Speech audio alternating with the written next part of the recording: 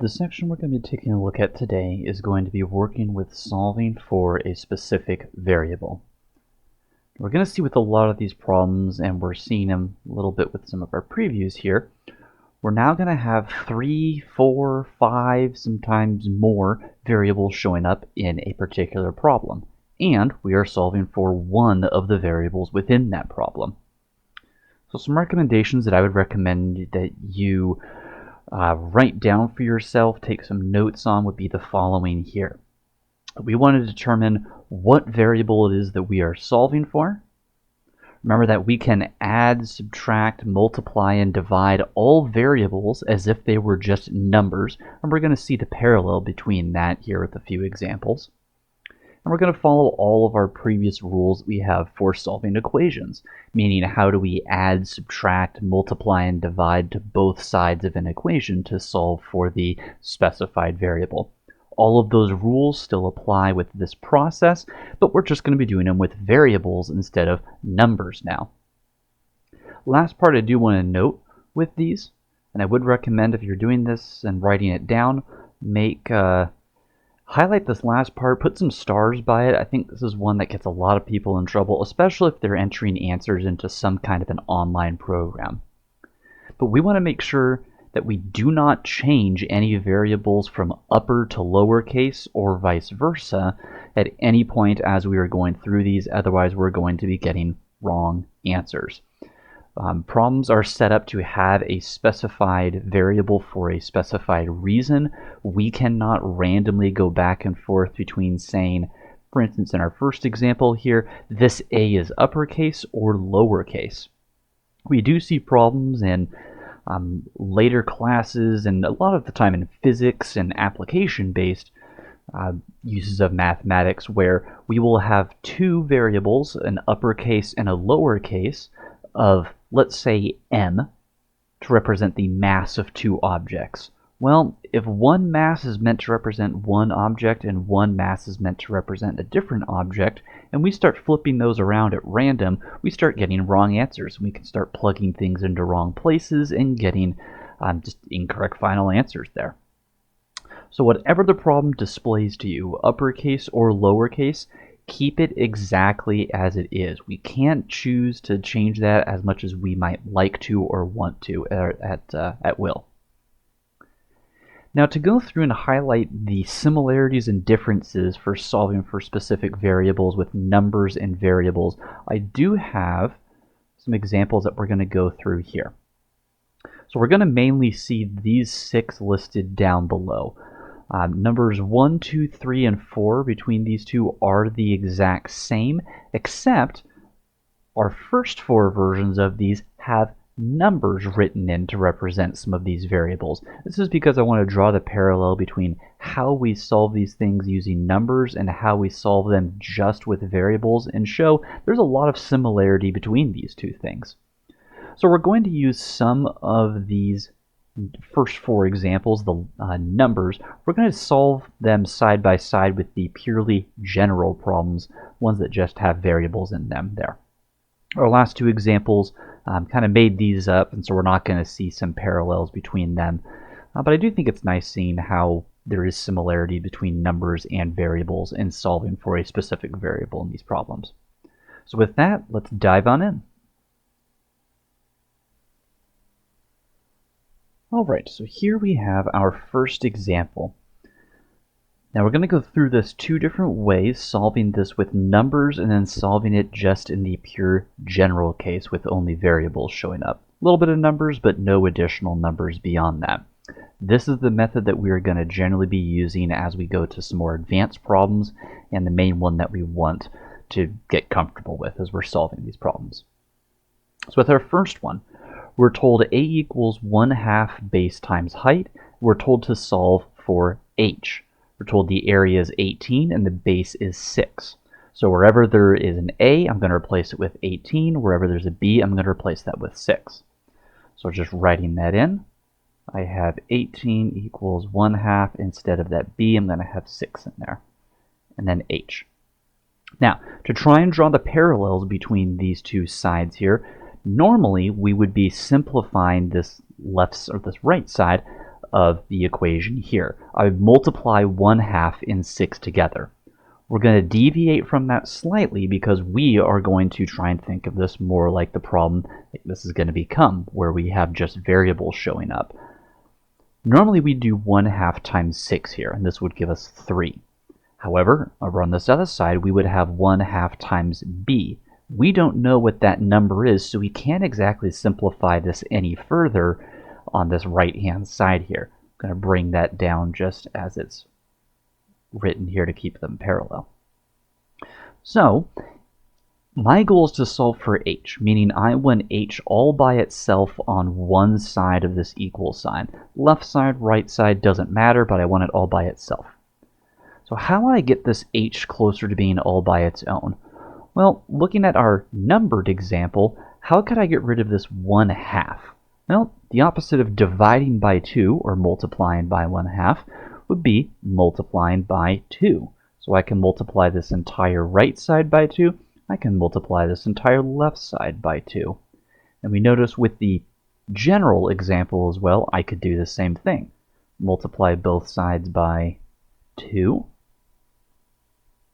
Right here. Running out of space a little bit, but follow along with what I mean. Now in our number example, I have 2 times 18. That would give me 36. With my numbered example, I would have 2 times a, and I don't know what a is, so the best that I could do is write in 2a, those two things multiplying together. What's left over? On the other side, I still have 6 times h for my numbered example, and on the other side, I have b times h for my general example over here. We're one step closer towards having h all by itself. In the numbered example, I have 6 times h. I'd undo multiplication with division, so I divide both sides by 6. For the general example, I'm trying to get h by itself. B is attached through multiplication, so I'm going to divide by b. Notice here how on the numbered example, I'm dividing by 6. The general example, I'm dividing by b. There's nothing special about this variable b in the sense that I need to use some special form to cancel it out in that side. No, I can do the same thing to b as if I would the number 6, or cancel things out the same I would just any other number. So in our numbered example, 36 divided by 6, that's going to give us 6 as our final answer. So we have h is equal to 6 for this first one. Now with the other problem that we have here, well, I have b divided by b, so those things are going to cancel out. I'm left with just h on the right side of this equal sign. On the opposite side, I have 2a divided by b. Now I don't know what a is, I don't know what b is. I can't necessarily cancel anything out because I don't know what these values are. So the best that I can do is leave this as h is equal to 2a divided by b. And this might be a little frustrating in the sense that we're used to seeing a single number as a final answer, kind of like we have with our numbered example with this. But this is the nature of these types of problems. We're going to start seeing more variables and kind of a general answer showing up rather than numerical ones. Let's go ahead and jump over to example 2 and see another parallel between numbers and variables in solving these things. For our second problem, we're starting with the equation d equals r times t, and we are told to solve for t in this equation. Like our first one, we have one version of this where we're going to have some numbers plugged in while we're solving for t, and then the other half of this is where we're solving it just with the variables. This is going to be our last example where we're showing these two things parallel to one another. We are going to go with the more generalized one after this example because this is generally what we want to be getting used to and actually getting practice with. But let's follow what we did previously. Let's plug in the numbers for those specific variables. We're not exactly going to do everything we normally do with them, but again, I want to draw the parallel between these two processes here. So I'm solving for t. That tells me I want t all by itself on one side of this equal sign. Left side, right side, doesn't matter. I want it all by itself. Now in this problem, I have the t on the right side. I have 8 being multiplied with this t. So I do undo multiplication with division. So I'm going to divide both sides of this numbered equation by 8. I want to get rid of this 8 because I just want the t by itself. With this other problem, I'm trying to get t by itself. It's being multiplied with r. I don't want that r there. It's attached through multiplication, so I'm going to undo multiplication with division as well. So I'm dividing by r in this case, just like I'd be dividing by 8 in my number case. Now with my numbers, I have 4 divided by 8. I can reduce that down to be 1 over 2. That is equal to t. So my time, in a purely number sense, is going to be 1/2. On the opposite side, if I were to go through and simplify this thing down, the 2 r's here are going to cancel out, which means I'm left with equals t on the right side. D divided by r, I don't know what either of these values are in this example, so the best I can do is leave this as d divided by r. So I have time is equal to d over r here. And again, we're seeing more and more problems where we have lots of variables showing up in our final answer. That is 100% to be expected with these types of problems. Just the nature of them and stuff we have to get used to. Okay, example 3. We have a few more things going on in this problem, but again, we're going to treat all variables that aren't the thing we're solving for, just like they were numbers, like we did with our previous problems. So for number 3, we're told to solve 3x minus 2y equals 24 for the variable y. I do think it's very useful to write out somewhere for yourself, here's the variable I'm solving for, so you know what you need to get for your final answer and get all by itself. A lot of people don't do that, and it seems very simple and very straightforward, but I think it goes a long way as we're solving these things. It's a good reminder to for what we're doing and solving for. So with this, trying to get y all by itself, we can treat this x as though it's the number 1 or 10 or 5 or -3, whatever it may be.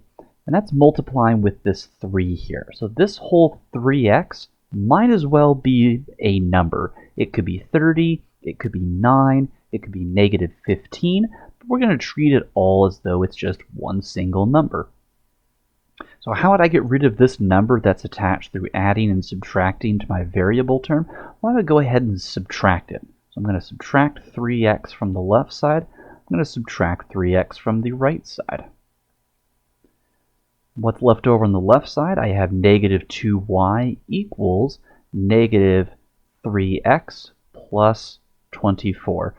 This is still a variable, so it does have to stay separated on this right-hand side, but I can just add and subtract it back and forth on this equal sign as though it were just a number. Now again, I'm trying to get y all by itself. I have this -2 attached through multiplication. I undo multiplication with division, so I'm going to divide by -2 to both sides. I'm going to make a note right here that you do have 2 choices on how you want to divide this right side by -2. You have the choice of dividing each individual thing by -2, which is what I'm going to do here, or you can divide the entire thing all at once by -2. Some versions of, or some math software versions, I should say, like having answers written one way or another. So just be aware of that as you are going through and solving these types of problems, that maybe it will like one version more than the other. So just keep that in mind. But here I have -3 divided by -2. The negatives cancel, but I can't do anything else to simplify these numbers down, so this is just going to remain as 3 over 2, the x brought down exactly as it is. The positive 24 divided by a -2. Positive divided by a negative is a negative. 24 divided by 2 is going to give me 12. And again, I was trying to get y all by itself. successfully did that, we have y equals 3 over 2x minus 12 as our final answer here for number 3. Example 4 is having us solve p equals 2l plus 2w for L in this instance. So we're trying to get L all by itself on one of the two sides of this equal sign. So looking at this, we have the L over here. It's got the 2 attached to it. It's got this 2w attached to it. And remember, we like to add and subtract to both sides and eliminate any addition or subtraction before we do multiplication or division, if possible. So I want to get rid of this 2w, and this 2w is currently attached through addition. I undo addition with subtraction. So I'm going to subtract 2w from both sides. And again, I don't know what p is, I don't know what w is, I don't know what L is, and that's fine. That's the types of problems that we're working with. That's the level of kind of ambiguity that we have to work with the general problems. At this point in time, now we have this 2L all by itself. L is closer to being all by its lonesome over here. So I want to get rid of this 2 because this 2 is attached through multiplication. I undo multiplication with division. So I'm going to divide both sides by 2. Now I have two options here with dividing it. I'm just going to show it with our two routes here. We have two choices. We can divide each thing individually by 2 on the opposite side, or we can divide the entire side by 2 and leave it as a fraction like we have here. So that would be p minus 2w all divided by 2. Or you have the route of dividing each individual thing by 2. So that would give us p divided by 2 minus 2w divided by 2. Now, again, it shouldn't matter which one you use, but be aware that some online programs and math programs that you might be using do prefer one answer over the other, but they are both perfectly valid. The warning that I want to give is when we get to problems in parts like these where we have fractions showing up, we do need to fully reduce fractions down. With the first example, where we have everything as one single fraction, as a warning, you absolutely cannot just pick and choose and cancel. Oops, lost the thing. There we go. You can't pick and choose and just cancel the 2's here and nothing cancel with this p. We cannot pick and choose parts of the numerator to cancel with parts of the denominator. It's an all or nothing endeavor for canceling and reducing things down. So with this left side that we have, this would be our final answer here. Couldn't do anything else to reduce it down, we just leave it in that form. If we had it written out where each individual thing is being divided by 2, well, that's perfectly fine. We then need to reduce each individual fraction down if we can. This p divided by 2 can't be reduced because I don't know what p is, so it's just going to stay as p divided by 2. This 2w divided by 2, however, I have a 2 in the numerator, I have a 2 in the denominator. Now these 2's can cancel out, and I'm left with just w left over here. I can't reduce anything any further, so I'm left with a final answer, in this case, of L equals p over 2 minus w. So just be aware of that as you're going through and getting to your final answer. Are you dividing everything by 2 or each thing individually by 2 as you're going through and getting to a final answer here? Our fifth and our sixth examples are going to have some fractions showing up inside of them and determine and just to see how we work with and determine our final answer when the thing we're solving for is in the denominator of one of those fractions. So with number 5, we have x equals 3y divided by z, and we're told to solve this thing for that z that's in the denominator spot. Well, we don't like z being in the denominator, so we have to eliminate this fraction and just eliminate this denominator in general. I can't get the z all by itself and have it be in the numerator spot on the right side of this equal sign. A lot of people will think, oh, if I divide both sides by 3y, oops, then I'll be able to get to my final answer. And then I'll get x over 3y is equal to z. Well, this is incorrect because this z is in the denominator spot, and what I would actually be getting, which is 1 over z. Yes, the z is closer to being by itself, but I am solving for z over 1, not 1 over z. So we have to kind of throw this option off to the side. It's a reasonable idea, but it's not going to work because we need z in the numerator spot, not in the denominator spot. So instead, what we're going to do, oh no, it's erasing everything. All right, we'll put this right back in. So instead, what we're going to do, let's get rid of the z in the denominator spot right from the beginning.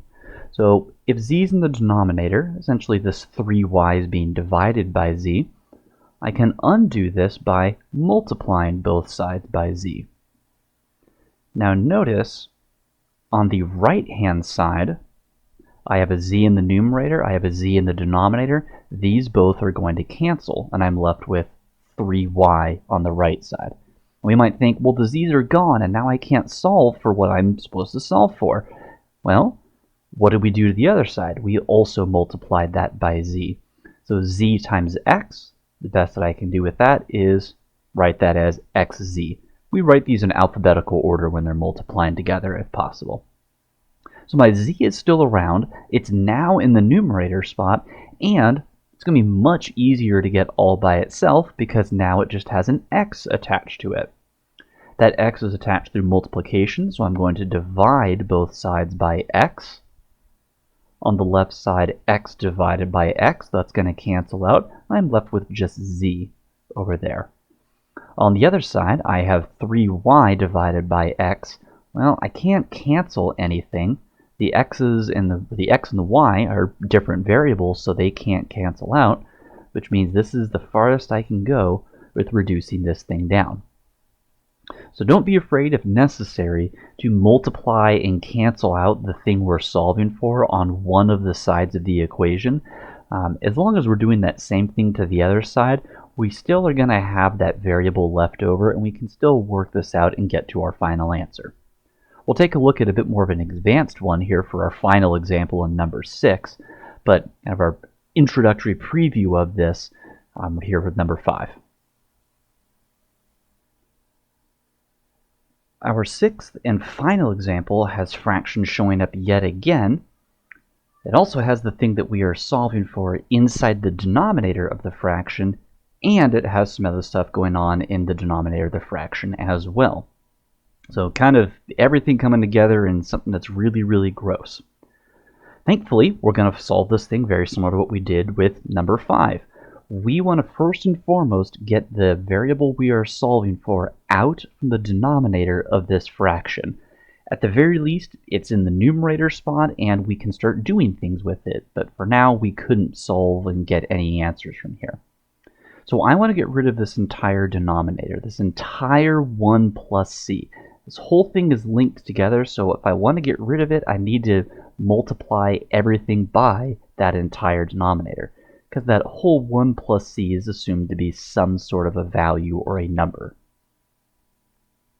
So I'm going to multiply both sides of this equation by 1 plus c. On the right side, 1 plus c and 1 plus c are going to cancel out, and I'm left with just a b left over. On the left-hand side, I have 1 plus c all multiplied with a. Now you have two choices on how you could proceed with solving this thing. Either option would work. I'm going to try and show both methods here. I'm going to split this up just a little bit and see if I can show two ways we can get through this and get to our final answer. But you should be able to use either method to get to and get the final answer for the class that you're working with. So let's say the first example of I'm going to distribute this a through to everything inside the set of parentheses using the distributive property. Well, that would give me a plus ac equals b. And then again, I'm trying to get c all by itself. So I have this AC showing up in here. I also have this A being added to it. So I'm going to get rid of this A that's being added. So I'm going to subtract A from both sides. And now I have AC is equal to negative A plus B. We like to have these things listed in alphabetical order, so that's why I have this A in front is all. But now I have AC equals negative A plus B. Awesome. I'm really close to having this C all by itself. I have this A attached through multiplication. I undo multiplication with division, so I'm going to divide by A on the left side. And I'm going to divide the entire right side by A as well. Now, as we saw in example 5, you have the choice of dividing each individual thing by A, or you can divide the entire thing by A. I'm going to divide the entire thing by A only because I think that's going to be a little bit easier for my final answer here. I'm going to have C is equal to negative A plus B, all divided by A. So this is one of the forms that we can have our final answer in. This all depends on if we are going to distribute this A through inside here. If we don't do that and we leave these things spaced out, then we can take an alternate approach to this. So if I have 1 plus C times A equals B, then I have the choice here of getting rid of this A before I distribute it through. Remember, our goal is to get C all by itself, and if I multiply this A through, I'm actually linking more things to this A, or this C variable, I should say. So if I divide both sides by A, then on the left side, these A's cancel, and I'm left with 1 plus C. On the other side, I have B divided by A. And now, really close to having this C all by itself, I have this 1 plus C showing up. This 1 is a positive, so I need to subtract 1 to get rid of it. And then I'm left with C is equal to B divided by A minus 1. And that's going to get us to our final answer. Now, if our first process, if you were to do each of these things in the numerator divided by A, you would actually end up getting to this exact same answer. Negative A divided by A gives us negative 1. B divided by A, well, that's going to give us B over A, like we have right here. So two routes that you could take, two potential forms of the final answer that you could get as you're going through and working through problem 6. As a quick recap of the material that we covered here in this section, we're solving for a specific variable, so we want to make sure that we are determining what we're solving for. Remember that we can add, subtract, multiply, and divide all variables as if they were just numbers like 5 or 10 or negative 3 or negative 7, anything like that. And all of our previous rules for solving equations are still in play here. We still use them, even though we are working with a lot more variables in these types of problems. That's perfectly fine. All of our rules still apply the same. No difference there. Last but not least, make sure that if we do have upper or lowercase variables, that we do not change them or switch them around at our choosing. Otherwise, we do get wrong answers, and a fair amount of online programs and instructors do not want answers written out that way. Myself included in that. So if you're starting with a capital letter, keep it a capital letter. Starting with a lowercase letter, keep it as a lowercase letter. We had our examples that we went through here. I know we only went through our first two examples where we had numbers showing up. If you wanted to try the other two examples out that had numbers showing up in them, these are our two answers that we're getting here. Then we had our other 6 examples that we mainly wanted to see because this is actually the bulk of the material for this particular section.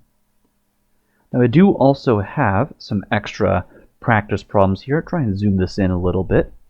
And I'd recommend pausing the video here if necessary to try each of these problems out for yourself. One of them is working through it with some numbers written in and solving that out.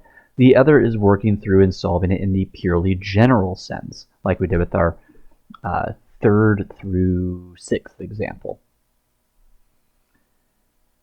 As need be, we have the final answers for each of those listed here. And this is everything for our 2.6 material.